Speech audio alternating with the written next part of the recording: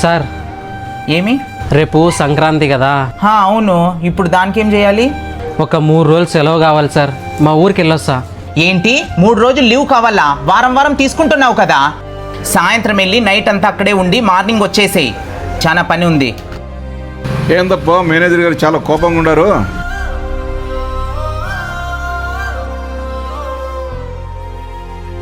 Sir నమస్తే sir. ఏం లేదు సార్, సంక్రాంతికి సార్ని 3 రోజులు లీవ్ అడిగా, ఇవ్వనన్నాడు. అవునా, సరే ఓకే వెళ్ళిరా. చాలా థ్యాంక్స్ సార్. అలాగే కరెక్ట్ టైం వచ్చేసాయి, ఓకేనా? Okay sir. సార్ ఏంటి సార్ లీవ్లు అలా ఇచ్చేశారు? ఇప్పుడే బిజినెస్ చాలా డల్గా ఉంది. ఈ టైంలో విన్నీలేరా, వాడు ఆశగా అడిగాడు, వెళ్ళ నీవు, దానికి నేనుండా కదా. సార్ మీరు ఓనరు, మీరెందుకు ఈ పని చేస్తారు సార్? తమ్ముడు, డైరెక్ట్గా వచ్చి నీ చైర్లో కూర్చోలేదు. నీ మాదిరే కొన్ని సంవత్సరాలు కష్టపడి ఈ పొజిషన్కి వచ్చా. అంతా కరెక్ట్గానే చూసుకుంటా, సపోర్ట్గానే ఉండవు కదా, సరిపోదా? లేదు సార్, నేను కూడా సంక్రాంతికి ఊరికి వెళ్ళాలి. నాకు 3 days హాలిడే కావాలి సార్. అప్పుడైతే మరి ఏం శిక్ష, అతనికి లీవ్ లేవన్నావు?